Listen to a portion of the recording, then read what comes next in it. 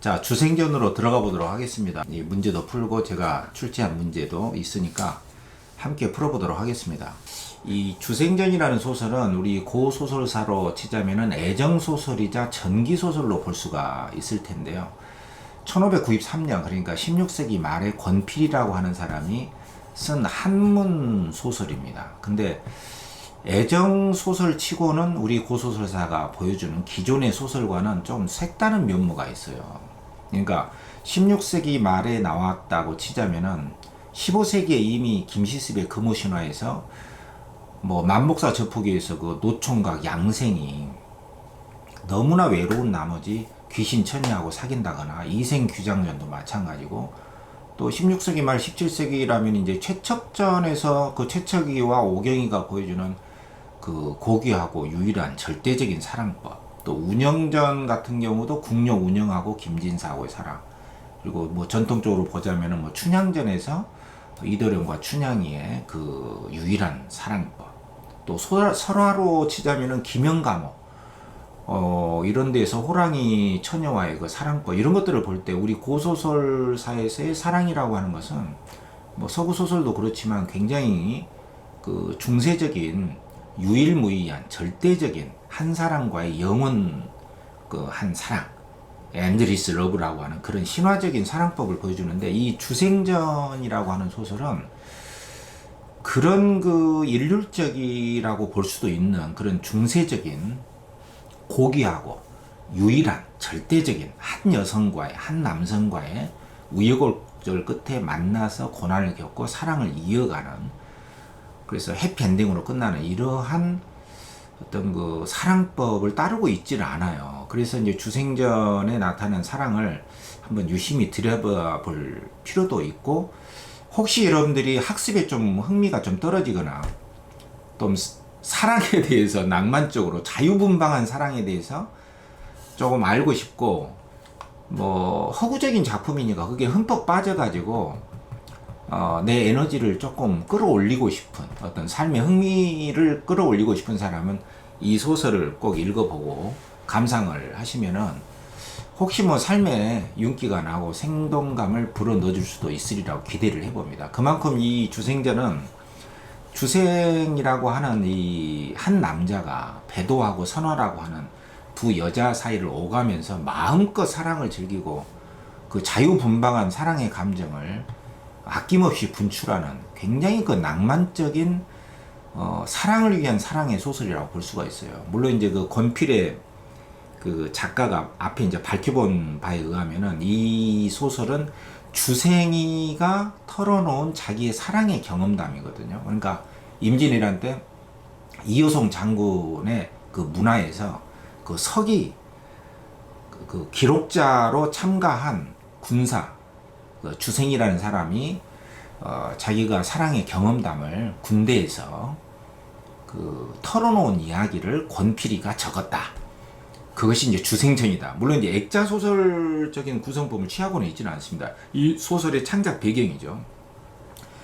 그러니까 요즘 말로 하자면 군대에서 털어놓은 한 남성의 사랑담이에요. 그러니까 물론 이제 좀 과장된 바도 없잖아 있겠고 그런 것이긴 한데, 여기 속에 나와 있는 사랑이라고 하는 것은 굉장히 일단은 뭐 특별한 의미가 없습니다. 그냥 끌림으로서의 사랑이에요. 일단은 그 주생이라는 인물 자체가 규범적인 인물이 아닙니다. 과거에서 계속 떨어지면서 내 이 짧은 인생을 이렇게 뭐 사회적인 입신양명이나 하고 이런 것에 내 인생을 망가뜨릴 수는 없다. 내가 하고 싶은 거 마음껏 즐기다가 인생을 살자.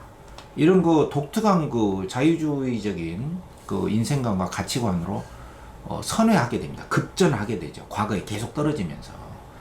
그러면서 이제 자기한테 얼마 남은 돈이 있는가를 챙겨가지고 물품을 마련해서 여기저기 떠돌아다니면서 장사를 하게 되는데, 우연히 이제 자기 고향 전당이라는 곳에 가서 옛날 그 어렸을 때 그 알았던 여친이죠. 그냥 여사친이죠. 그 배도라는 여자를 만나게 되는데 이미 이제 기녀가 돼 있단 말이야. 집안이 몰락해 있고. 그래서 기녀를 딱 본 순간에 이제 혼자 있고, 그래서 막 사랑의 감정이 솟아나고, 그래서 이제 한시를 주고받으면서 이 소설을 지배하고 있는 것은 소설인데 삽입 한시가 많이 등장하고 있습니다. 그러니까 그만큼 낭만적이고 자유분방한 그 사랑법이 마음껏 연출이 되고 있어요. 그래서 배도하고 이제 한시를 주고받으면서 사랑의 욕구를 느끼게 되고, 배도도 이제 이 뜻을 알게 되고, 내가 지금 집안이 몰락했는데 당신의 글재주를 보니까 능력이 있는 것 같다. 과거 급제해서 벼슬자리에 올라가면 나를 기녀의 장부에서 빼달라. 그러니까 이제 배도에게 있어서 사랑이라고 하는 것은 사회적인 어떤 계급 상승이나 사회적 진출, 이런 것에 그 사회적인 욕구가 들어있는 사랑법이죠. 그러나 적어도 그 당시에 우리의 주생한테는 그런 것이 없었어요. 그냥 끌림으로써의 사랑이야. 그러나 이제 그 다음에 또 배도가 그 왕래하고 있는 그 승상댁에 거기에 그 15세 된 자기 또래의 친구, 뭐 친구는 아니고 이제 그 손님집이죠. 어떻게 보면 기녀가 드나드는 승상댁에 그 집의 승상댁 딸 선화라고 하는 여자를 소개를 하면서 배도도 몰랐겠죠. 주생이 이제 선화에 빠지게 될 줄은. 그러나 이제 주생은 선화를 한번 보게 되면서부터 배도는 그냥 뭐 화려한 예쁜 선화에 비하면은 이건 꽃도 아니야. 그러니까 이제 완전히 마음이 선화한테 옮아가게 되고, 그 사이에 두 여자를 왕래하면서 갖게 되는 두 여자의 질투심, 주생의 그 어떤 그 갈등 아닌 갈등, 이런 것들이 복잡하게 얽혀 나가면서 펼쳐지는 그 자유로운 사랑담이에요. 그러나 이제 전쟁이 일어나고 주생이 군대에 끌려가게 되면서 배도도 상사병으로 죽게 되고 선화도 죽게 됩니다. 이게 비극적인 결말에 이르게 되는, 한마디로 주생이라는 자유분방한 한 남성과 관계를 맺었던 두 여자의 이야기, 주생이 들려준 사랑담인데, 이제 이런 것들을 통해서 과연 오늘날 그 사랑의 의미라는 것도 우리가 한번 살펴볼 수가 있는데, 과연 사랑이라는 게 어떤 의미가 있을까? 그 절대적이고 유일무이한 어떤 그 사람과의 영원한 사랑을 추구하는 그런 것이 사랑일까? 물론 주생에게도 그런 진지성이나 그런 것이 없었던 건 아니죠. 그러나 적어도 주생에게는 당장 내가 끌리는 거, 그 대상으로 이렇게 옮아가면서 사랑을 하는데, 거기에 뭐 전혀 진실성이 없다고 보기는 어렵지만, 이런 자유분방한 남자하고의 그 사랑에 대해서는 어떻게 여러분들이 생각할 수가 있을까? 그런 생각도 해보고, 또 여자 입장에서는 선화나 이 그 배도라는 그 여성들의 미묘한 그 사랑의 심리라든가 질투감, 이미 관계를 이렇게 정이 들 대로 들었는데 그 한 남성이 변심을 하게 되는, 또 두 명의 여자를 왔다 갔다 한다는 것을 알았을 때 이 여성들의 그 미묘한 심리 묘사, 이런 것들이 굉장히 탁월하게 돼 있어요. 그러니까 이 소설에는 어떤 규범성이나 교훈성이나 이런 것들이 없습니다. 우리 고소설사의 사랑의 소설에 관해서는 상당히 그 특이한 소설이에요. 이 시기에 나온 다른 작품과의 비교해봐도 그렇고, 이 전에 나온 사랑에 관한 우리 고소설사의 그 사례들에 비춰볼 때 상당히 특이한 점이 많습니다. 그리고 가정 소설도 아니고 애정 소설이에요. 그러니까 여러분들이 우리 고소설사에서 서구 소설이 보여주는 자유로운 만남과 교제, 남녀 간의 사랑의 미묘한 감정의 심리 묘사라든가 이런 것들, 또 자유로운 내면의 사랑의 감정이 어떻게 싹트고 어떻게 전개되어 나가는가, 그 파격적인 사랑의 흥미로운 이야기를 통해서 사랑에 대해서 한번, 사랑과 욕망, 사회적 관계, 이런 것들에 대해서 한번 생각을 해보고 싶은 사람은 주생전을 권합니다. 물론 뭐 이 작품이 제가 볼 때 평가원에서 진지하게 낼 수 있을 만한 그런 요소는 그렇게 크지는 않다고 보는데, 어쨌든 여러분들의 그 무료하고 이러한 일상사에서 흥미를 가져다 줄 수 있는 소설이기 때문에 여러분들에게 권합니다. 주생전 속에는 우리 고소설사에서 흔히 볼 수 없는 자유분방한 감정적인 끌림에 충실한 한 남성, 주생의 사랑법이 유감없이 펼쳐지고 있기 때문에 여러분들이 조금 힘을 잃었을 때는 이런 소설들을 좀 즐기면서 공부를 해 나가시기 바랍니다. 그리고 물론 이제 거기에는 주생이 뭐 일부러 그런 것은 아니었지만 양다리를 걸친 그 감정들이 뭐 자유롭게 나오고 있거든요. 뭐 선화 배도에게 그 끌렸던 감정이 채 정리되지 않은 상태에서 선화에게 또 하나의 감정이 일어나기까지의 그 심리적인 과정, 양다리를 걸친 한 남성의 고뇌도 있고, 또 배도에게 접근할 때, 또 선화에게 접근할 때, 그 접근할 때의 그 낭만적이고 자유분방한 배도의 모습을 보면서 우리가 혹시 억눌려 있던 어떤 감정들이 있다면 이런 소설들을 통해서 대리적으로 좀 이렇게 만족도 해가고 감정을 배설해 나갈 수 있는 기회도 됩니다, 사실은. 그리고 그 여성들의 미묘한 심리들이 굉장히 자세하게 솔직하고 그대로 사실적으로 묘사되어 있는 우리 교소설사로 치자면은 탈규범적인 애정소설의 본격적인 어떤 작품이다, 이렇게 볼 수가 있습니다. 여러분들에게 흥미롭게 한번 읽을 것을 권합니다. 자, 그러면은 이베스에 나타나 있는 그 지문에 대한 문제, 그리고 제시문도 제가 약간 읽어드리면서 해설을 하고 여러분들의 내용 파악만 좀 하면 되겠죠. 제가 만든 문제도 있으니까 화면을 보면서 같이 한번 들여다보겠습니다. 자, 권필의 주생전이고 1593년이니까 16세기 말에서 뭐 17세기 초에 이르는 애정 전기 소설이다, 이렇게 볼 수가 있어요. 주생이 들려준 사랑의 경험담입니다. 군대에 끌려갔던. 그래서 이 소설은 이제 아까도 소개했지만 임진왜란 때 이여성 장군의 서기로 따라왔던 그 주생이라는 군사가 들려줬던 이야기를 이 권필이라는 작가가 들었다. 그래서 주생이 배도라는 기녀하고 선화, 양반 규수집 딸이죠, 사이에서 벌어지는 삼각관계, 또 이 전란으로 인해서 어떻게 그 사랑에 빠졌던 인물들이 죽음으로 마감하고 있는가. 주생은 살았지만 이런 거 사랑의 비극담인데 흥미로운 사랑에 대한 이야기입니다. 전체 줄거리는 아까 내가 좀 이야기를 했기 때문에 그걸로 대신하고, 이 작품의 특징은 제가 이제 뭐 직접 작성을 한번 해봤습니다. 여기 보면은 빈번하게 등장하는 소설 내에 삽입시가 있어요. 굉장히 이게 이제 낭만적이고 상당히 그 서정적인 역할을 많이 하는데, 이 속에 당연히 뭐가 들어있죠? 인물들의 내면 심리가 굉장히 자세하게 들어가 있단 말이에요. 그것도 자연물을 통해서 암시하는 거죠. 암시. 그러니까 이 삽입시가 뭐 나올 수가 있죠.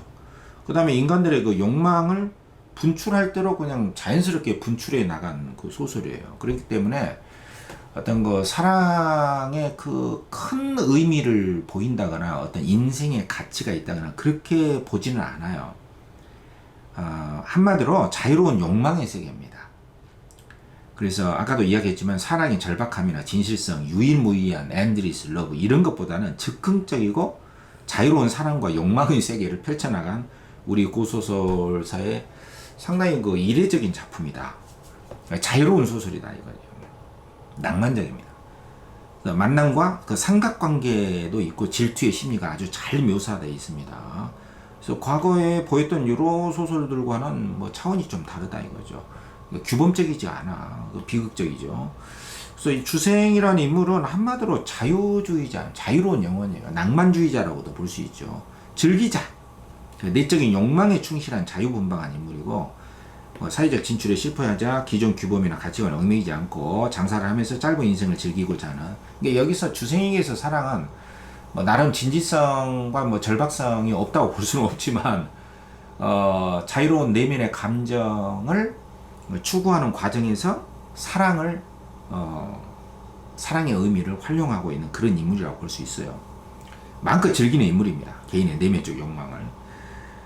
그만큼 뭐 조금 그 개방적인 인물이라고 볼 수도 있죠. 좋게 이야기하면. 또 배도라는 인물은 아까 말했지만 이제 몰락했던 자기 집안인데 자기 사회적 지위 상승 꿈꾸면서 잘 될 것 같은 어떤 능력 있는 남자하고의 사랑을 약속을 하고 거기 이제 시를 지어서 그걸 징표로 주고받게 되죠. 근데 그런 징표가 있었다 하더라도 이미 이제 주생은 선화한테 마음이 넘어갔기 때문에 그 이후로는 이제 배도가 처절하게 버림을 받게 되는 그런 과정을 보여주고, 그런 비극적 인물로 나오고, 선화는 이제 양반 교수고 뭐 제주도 있고 미모도 있지만 반드시 사랑에는 결혼을 반드시 해야만이 이 사회의 원칙에 어긋나지 않는다. 이런 그 굉장히 규범적인 윤리 의식을 가지고 이제 주생하고 만나게 되고, 주생한테 그것을 계속 요구를 하게 되죠. 그러면서 뭐 배도하고의 그 삼각관계에 있다는 걸 또 알게 된 이 선화의 내면적인 그 갈등, 질투 이런 것들이 자세하게 묘사가 돼 있어요. 이런 내면적 갈등을 겪다가 주생이가 이제 군대 가면서 결국 선화도 죽음에 이르게 되는 그 비극적인 인물로 나옵니다.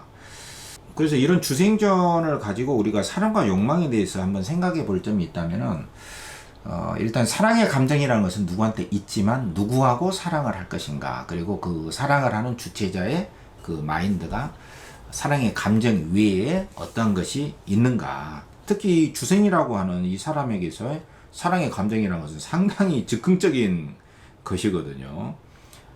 그렇기 때문에 물론 이런 그 즉흥적인 사랑의 감정이 가장 내적인 감정에 충실한 가장 진실한 것일 수도 있습니다. 사실은 그것보다도 이제 더 상위에 있는 어떤 규범적이고 도덕적이고 윤리적이고 사회에서 제시하고 있는 또 가정과 얽혀 있는 이런 것들이 이런 그 자유로운 사랑의 감정을 가로막고 있는 경우가 대부분이죠.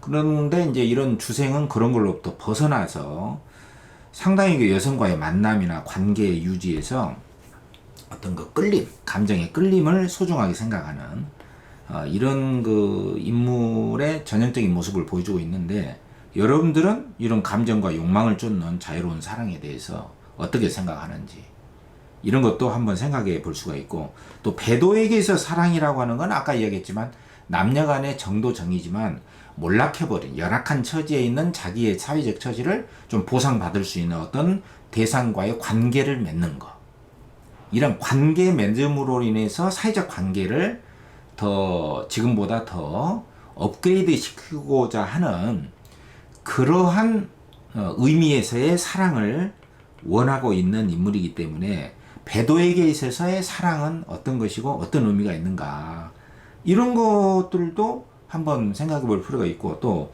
좀 사소한 얘기긴 하지만 정말 그 자기보다 더 낫다고 생각하는 여사친한테 남자친구를 소개를 해줬을 때 어떻게 처절하게 버림을 받을 수도 있는가, 이런 것들도 뭐 흥미롭게 살펴볼 수 있는 소지가 있다고도 볼 수가 있겠죠. 한편 또 선화에게서 사랑이라는 것은 어떤 그 자유로운 일시적인 사랑, 그런 것보다도 자유로운 끌림으로서의 사랑보다도 반드시 결혼을 통과해야만 그 사랑이라는 것은 완성이 되고 의미가 있다, 이렇게 보는데, 과연 이것은 어떻게 여러분들은 생각을 할 수가 있는지, 이런 것들도 한번 질문을 던져볼 수가 있겠죠.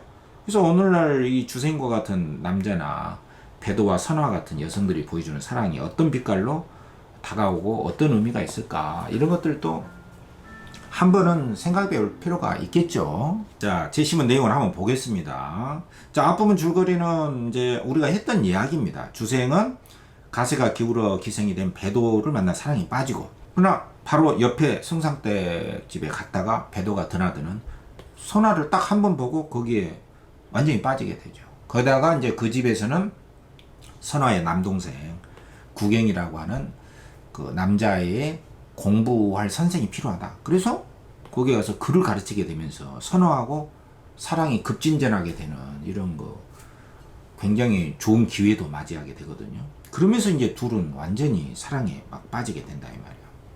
자, 주생은 식구를 보았다. 그리고 이제 선화가 쓴 시를 본 거죠. 선화가 무슨 걱정 근심이 있어 이런 시를 지었어. 선화가 대답하기를, 여자의 몸은 수심, 걱정 근심이죠. 수심과 함께 나와서 만나지 못했을 때는 만나기를 원하고, 만나면 서로 헤어질 걸 두려워합니다. 그러니 여자의 몸으로 편안하게 근심이 왜 없겠습니까? 그러니까 여기서 인물들의 그 내적 갈등과 고민이 잘 드러나죠. 하물며 난구님은 절단지기를 어겼고, 절단지기라는 것은 뒤에 그 해설이 나오죠. 담을 뛰어넘고 막 구멍을 뚫어가면서 사랑을 너무 무분별하게 했다 이거죠. 저는 또 행로지요. 예. 그래서 뭐 결혼할 만한 어떤 정식 경로를 밟지 않고 남이 어떤 희롱하듯이 건 그 사랑에 내가 넘어갔다는 것이에요. 길가의 여자처럼 그런 욕됨을 받았다. 불행히도 하루아침에 우리 사랑의 자취가 발각이 된다면 친척들의 용납이 되지 못할 것이고 동네 사람들에게 천하게 일 것이다. 그러니까 굉장히 이 속에 규범적인 의식에 사로잡힌 도덕 윤리에 결혼이란 절차를 밟아야 되겠다. 이런 의식을 잘 보여주고 있는 거죠. 그래서 우리들이 손을 잡고 늙게까지 해로하려 해도 무슨 소용이 있겠느냐. 그래서 A, 요건 내가 내 문제인데 요거 이제 한번 풀어보겠습니다. 오늘의 일은 구름 속에 든 달과 같고 숨은 꽃과 같다. 자, 이 말을 왜 했을까? 그러니까 달이 있어도 구름 속에 들어있는 것 같고 꽃이 있어도 숨어있는 꽃과 같다. 그러니까 반드시 뭘 해야 된다? 사랑은 결혼으로서 의미를 찾게 되는 것이다. 결혼해야 된다. 결혼 뭐 어떤 혼약이 없으면 어떤 정식인 절차가 없으면 무의미한 것이다. 사랑은 이런 의식을 보여주고 있는 거죠. 설사 한때는 즐겁지만 오래가지 못할 것이다. 이제 말을 마친 후 눈물을 주르륵 흘리면서 선화가 이렇게 슬퍼하니까 원한 품은 태도를 보이니까 자신을 억제치 못하고 주생은 눈물을 흘리면서 이제 위로를 하죠. 진짜 이제 선화를 사랑하니까 대장부 어찌 아녀자 하나를 얻을 수 없겠느냐. 내 나중에 중매 절차를 밟아서 예법으로 맞이할 것이다. 걱정하지 마라. 이제 말도 잘하죠. 주생이가. 그러니까 선화가 눈물을 거두면서 나무님의 말씀으로만 될 것 같으면 저의 아름다운 얼굴이 비록 화목하게 할 수까지는 없겠지만 이게 굉장히 겸손하게 이야기한 거죠. 제가 능력은 그렇게 없겠지만 나무를 캐서 정성껏 제사를 받드는 일만은 당신 집안을 위해서 내가 대대손손 제사도 지내고 할 일을 하겠다. 이 말을 한 거예요. 자, 여기서 내가 낸 문제를 잠깐 한번 볼까요? 여기에 이 두 말의 인과관계를 통해서 LSK 문제를 내가 내놓은 게 있습니다. 자, 여기 있죠. LSK 문제. 가로 미루어 볼 때. 자, 요게 이제 그 선화의 말이죠. 선화의 말 A의 의미는 뭐냐? 그러니까 선화가 한 말을 통해서 볼 때 A의 의미는 무엇인가? 이런 것도 논리적 인과관계로 우리가 살펴볼 수가 있거든요. 그러니까 가의 말한 걸로 볼 때, 나무를 키워서 정성껏 제사를 받들겠습니다. 낭구님의 말씀대로만 할 것 같으면, 그러니까 낭구님의 말이 이거잖아요. 내가 당신을 위해서 결혼하겠다. 그러니까 선화가 이 말을 한 거야. 이 말을 통해서 볼 때 지금 이 말의 의미는 뭐냐 이거죠.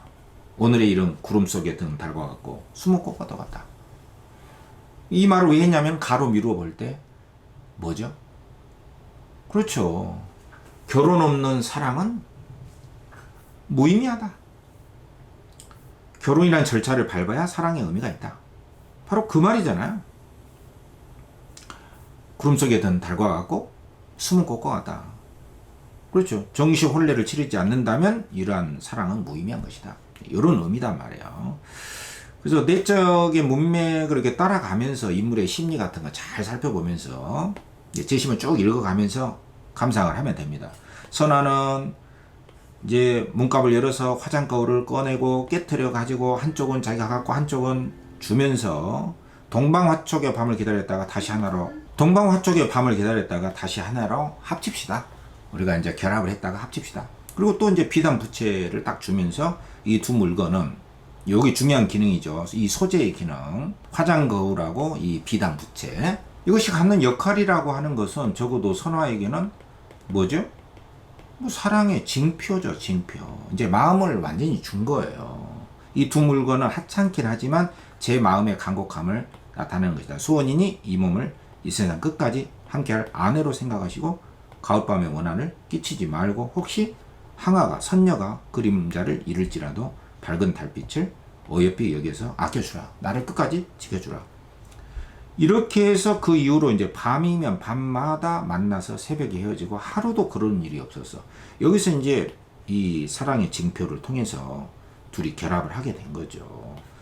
어느 날 주생은 오랫동안 배도를 만나지 않았음을 생각하고 이제 배도 집에서 왔는데 계속 왔다 갔다 하면서 배도를 만나지 못했던 거죠.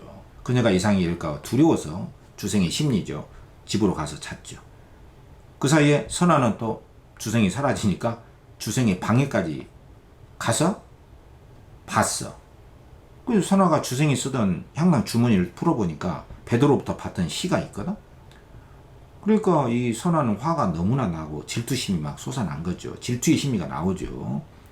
그리고 배도가 쓴 그 주머니에, 주생의 주머니에 있는 시를 지워버렸죠. 그 밑에다가 아나미사라고 하는 이 시를 지어가지고 대신 집어넣고 나가버렸단 말이에요. 배도의 시를 지워버린 거죠. 배도하고 선아는 서로 알고 있는 사이지만 그 시는 이와 같죠. 원망과 외로움이 들어가 있겠죠. 창밖의 그림자 보이는 듯 사라지고. 이런 것은 이제 이 창밖의 그림자는 누구야? 바로 이 주생을 의미하겠죠. 주생 사라졌다. 기울어진다. 뭔가 이제 수심, 걱정, 근심이 있는 거예요. 기울어짐 이런 거 하강의 이미지를 통해서 높이 떴다. 우수수 대나무 소리, 요란하고 고동나무 그림자, 가득한데 깊음만 고요. 수심, 외로운 밤, 방탕한 님, 소식조차 없다. 나를 잊었나? 생각하지 말자. 해도 정은 답답하구나. 그래도 행여나 시간을 헤며 기다린다. 요 시를 쫙 지어가지고 바로 주생의 주머니에 넣는 거예요. 나중에 이제 또 배도가 또 보겠죠. 이튿날 주생이 돌아왔어. 시간의 흐름이 있죠. 서사 전개에서 역순행적인 구성은 아니고 선아는 조금 더 질투하거나 원망하지 않았어. 여기에 나와 있는 여성들의 성격이 굉장히 그 원망이나 질투를 쉽게 주생하게 드러내지 않는 그런 특성들이 있습니다. 배도도 마찬가지거든요. 물론 이제 배도는 뭐 좀 더 나오겠지만 이제 얼굴에다가 그 던져버리는 그런 그 과격한 그런 행동도 하긴 하지만 그 솔직한 행동도 있지만 자기 감정을 잘 드러내질 않아요. 이 선화하고 배도는 또 주머니를 끌려본 것도 말하지 않고 그녀는 스스로 깨달아서 부끄러워하게 하고자 하면서 일체 내색을 하지 않았던 거죠. 하루는 승상부인이 술자리를 마련하고 배도를 불렀는데 주생의 학행을 높이 칭찬해서 자기 아들 공부를 가르쳐 주잖아. 주생이가 수고를 한다고 치사를 했고 칭찬을 했고 주세 배도로 하여금 이제 술을 따르게 한 거죠. 주생의 이날 밤 술에 취해 정신이 없었는데 배도는 좀 심심하고 그래서 주생의 주머니를 끌러 보니까 자기가 지은 그 글은 사라지고 지워지고 그래서 마음이 굉장히 언짢고 이상한 생각이 든 거야. 그래서 그 밑에 아나미사라는 선화가 쓴 시를 보니까 선화짓이 분명하거든. 그래서 화가 나서 그 시를 소매성에 감춘 다음에 싸놓은 거죠. 그래서 아침을 기다리고 주생이 이제 일어나니까 도대체 그 선화 집에 가서 돌아오지 않는 것은 왜 그러냐. 그러니까 주생이가 국인 공부가 아직 마치지 못했다. 거짓말 한 거죠. 그러니까 이 배도가 이제 자기 속마음, 원망의 말을 한 거죠. 그래, 처의 동생을 가르치니 불가분한 마음을 다 해야겠죠. 그 흡족하지 못한 마음을, 정성을 다 해야겠죠. 그래, 너 처의 동생을 가르치니까 이 처가 누구야? 선화죠, 선화. 이 주생이 이제 얼굴을 붉히면서 그게 무슨 말이야? 알면서 아, 들켰구나 했겠죠. 배도는 말이 없고 그럴수록 당황해서 어쩔 바를 몰랐는데 배도가 이제 그 시를, 선화가 지은 시를 꺼내서 주생의 면전에 이제 던지면서 이런 거 행위를 통해서 인물의 심리를 보여준 거죠. 애따 이놈아 하고 던지면서 담장을 넘어서 따르고 담에 구멍을 뚫어가지고 절단지기죠. 앞에 나왔던 서로를 엿보았구나. 너희들이 사랑을 했구나. 허락되지 않은 사랑을 했구나. 이게 군자가 할 짓이냐. 난 당장 들어가서 승상 부인한테 내가 이르겠다. 그래서 그녀를 붙잡아 앉히고 사실은 이제 고백을 했는데 고백도 했어요. 또 간곡히 빌었죠. 선화는 나하고 100년 해로를 한 사이인데 어떻게 그렇게 할 수가 있겠느냐. 그래서 배도가 마지못해서 그렇다면 저와 함께 나와 함께 돌아가자. 그렇지 않으면 낭구님이 나하고 약속을 어긴 바야 내가 어떻게 맹세를 지킬 것이냐. 그럼에도 끌고 이제 가려고 한 거죠. 그래서 주생이 하는 수 없이 딴 핑계를 대고 이제 배도의 집으로 간 거죠. 그래서 배도는 선화와의 관계를 알고 남부터는 절대로 이제 나의 설랑, 나의 진정한 짝이라고 부르지도 않고 화가 난 거죠. 그래서 인물들의 갈등과 어떤 그 인물 간의 대립, 갈등 이런 것들이 굉장히 자세하게 선명하게 드러나 있죠. 자, 주생은 오로지 선화만을 생각했어요. 이제 배도 보다가 선화를 한번 본 이후로는 완전히 마음이 넘어간 거예요. 몸은 나날이 여여가고 나름 진실성이 있죠. 끝내는 병을 빙자해 자리에 놓고 말았는데 20일이 지나고 나서 구경이, 자기가 가르쳤던 구경이 선화의 남동생이 병으로 죽었다는 소식이 와게 돼서 가서 이제 이제 제사를 올린 거예요. 전이 제사입니다. 선화 역시 상사병에 들어가지고, 근데 문득 주생이 왔다는 소식을 두고 일어났는데 선화가 보여서 눈을 찡긋해서 아는 척을 했는데 이미 사라져 버렸죠. 세월이 흘러서 몇 달이 지났는데 배도마저 병이 들었고 숨이 거두기 전에 주생의 무릎 위에서 이제 이런 말을 한 거죠. 아름다운 청춘이 다 가기도 전에 시들 줄을 누가 알았느냐. 너하고 사랑을 이렇게 하다가 내가 상사병이 들어서 이렇게 죽게 됐다. 이별을 하게 됐으니 좋은 관인학교가 소용이 없구나. 다만 원하는 바는 내가 죽은 후에 당신은 선화를 취해서 짝을 삼아라. 그리고 내가 죽은 뒤에는 내 시체를 길가에, 당신이 왕래하는 길가에 묻어주면 좋겠다 하고 다시 또 일어나서 주생이여 부디 몸조심. 그러니까 죽으면서까지 주생을 진짜로 사랑한 사람이 바로 배도죠.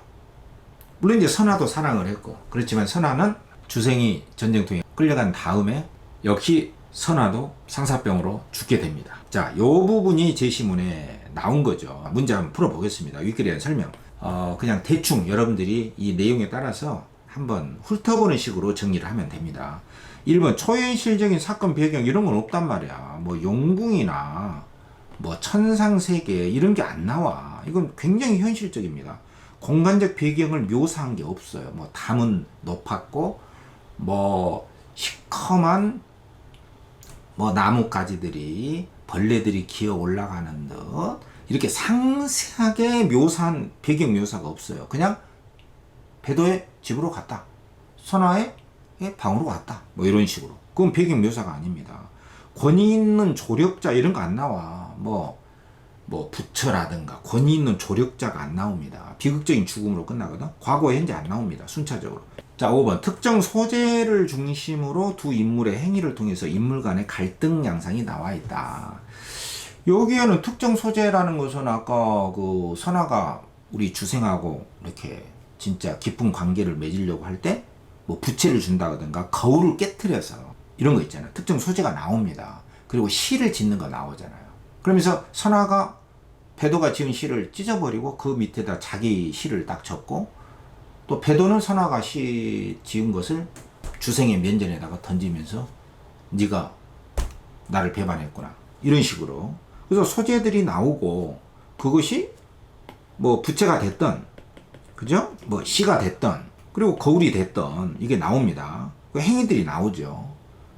그리고 이런 걸 통해서 인물들 간에 이 주생을 중심으로 한 이 배도와 선화, 그러니까 이 두 명 사이에 갈등도 있고, 이 주생과 배도, 또 주생과 이 선화 사이, 그러니까 전부 다 이 세 명의 인물들이 주생을 사이에 두고 사랑의 갈등이 펼쳐지고 있기 때문에 5번이 맞죠. 자, 쉬운 문제긴 한데 이어서 쭉 풀어보겠습니다. 2번 보기를 참고해서 위글을 감상해라. 이 보기 내용이 너무 길어요, 사실은. 그러니까 EBS 문제가 이제 좀 잘 내줘야 되는데 수능에 맞춰서. 자, 내용을 읽어보면, 자, 주생기는 사대부 신분이지만 과거에 실패하고 장사에 나섰던 이제 주생이라는 인물이 나왔고, 그 다음에 집안이 몰락해서 기생이 되어야 했고 기생 신분에서 벗어나고 싶은 배도가 나와 있고, 우리가 다 이야기한 거죠. 사대부 집안의 교수 선화 사이의 심각한 관계, 애정소설인데, 애정소설은 남녀간의 애정담 속에 인물의 욕구가 있죠. 예를 들어 애정을 나누는 인물 간의 신분상의 차이가 있는 경우에 배도 같은 경우죠. 표면적 사랑 이면에는 사대부 가문과의 결연을 통해서 신분 상승, 가문의 위상을 회복하고자 하는 인물의 욕구. 이게 이제 배도의 이야기죠. 배도. 또한 특정 인물이 결핍되어 있는 경우에 다른 인물과의 결연을, 만남을 통해서 결핍을 극복하는 욕구도 있고, 인물 간의 결연이 이루어지는 과정에서 특정 인물이 자신의 생각을 타인에게 숨기거나 일부러 거짓하는, 그러니까 주생이 자기가 배도랑 사귀고 있다는 걸 선화한테는 숨기고, 선화한테는 또 배도를 숨기고, 이런 내용이 나와 있어요. 중요한 것은 제시문과 일치가 되느냐. 자, 이거죠. 1번 선화가 화장 거울을 깨트려서 한쪽을 주생이 줬던 것은 뭐예요? 이거는 이제 혼약을 한 거잖아요. 관계를 맺기 전에 확실하게 약속을 한다. 근데 가문의 위상하고는 관련이 없죠. 선화는 가문의 위상하고는 관련이 없습니다. 몰락한 가문은 배도죠, 배도. 틀린 거고, 이번에 선화가 원망스러운 얼굴을 하지 않고 향낭 주머니를 풀어본 사실을 주생기에 말하지 않았죠. 굉장히 그 인내심이 있죠. 조심스럽고. 자, 이거는 심지어 결핍을 충족했기 때문이 아니라 어마어마한 불만 상태잖아요. 불만인데도 말을 안 하고 있어. 틀린 거고, 3번에 주생이 마음을 다해서 구경을 가르친 거에 대해서 배도가 이야기를 한 것은 뭐 언제까지 이렇게 가르칠 거냐 이렇게 이야기한 것은 주생의 심적 결핍이 구경의 가문에서 해소되기를 배도가 기대를 했다.